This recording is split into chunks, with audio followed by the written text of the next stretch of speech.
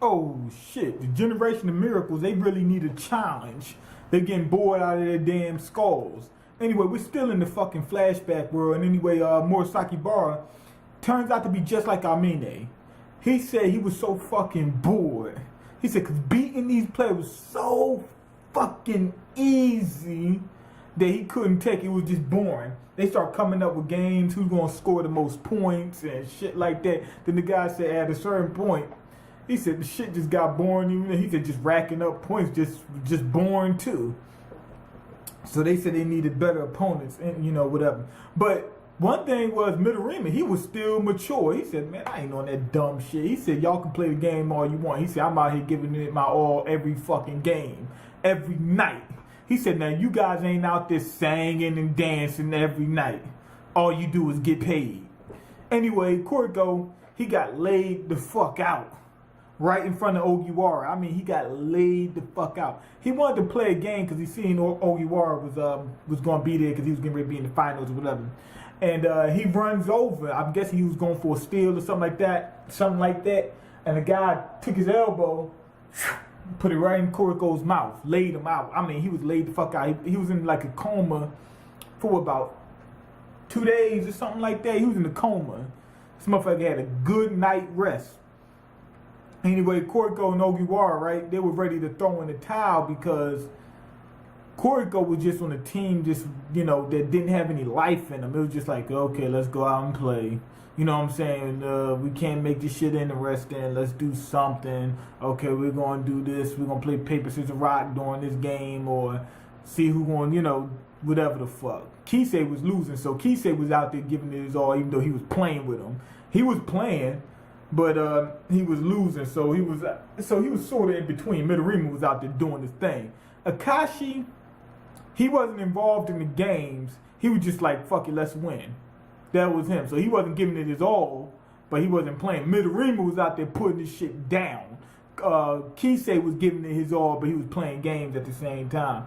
But after they played that game with Ogiwara, where they're talking about something, we're going to score this game, we're going to make the score 111 to 11. Like they said, we got to get that score. So just to mix it up and make it interesting. So the other team was getting ready to try to score the last point, and that would have made it all ones like they wanted. And he missed, and the dude, he told Murasaki Bara, he said, man, put that shit back up, and made it 11. Oh, man, that was crazy. That was ridiculous. And they walked off. They said, well, we got it. We did it. We did it. So, you know what I would have done? Like, if I wanted a challenge, I would have made one of our players play for the other team. I don't think Midorima would have did it. But I'd be like, yo, if you play against, if the other team wins, you get this. And if we win, if we lose, the other team, our team gets punished, right? Now, it would have been funny. Now, I know Murasaki Bara probably would have been down for it.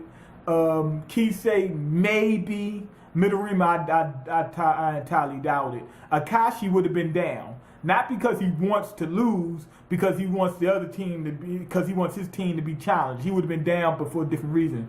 Who else? Kuroko may have been down, but I'm not sure. And I mean that he probably been down. He'd be like, fuck it, I want to play against a generation of miracles by myself, see what the fuck I can do. He probably would have been down. But I think Murasaki Bara probably been the only one down really just for fun. Like the other one, they got other reasons behind it. I think Murasaki Bara would have just been down for fun. And it would have just been funny as hell if the team would have been playing and they would have seen somebody from the other team helping them. They'd be like, what the fuck going on? Like you blocking your own teammates, you throwing passes to the other team. They'd be like, what the fuck? You know what I'm saying? It'd have been funny as hell. It'd have been entertaining, and it would have made the game interesting because now you playing against one of, the generation of miracles. So I think that they probably should have did that. Anyway, middle school's over. They had to split up.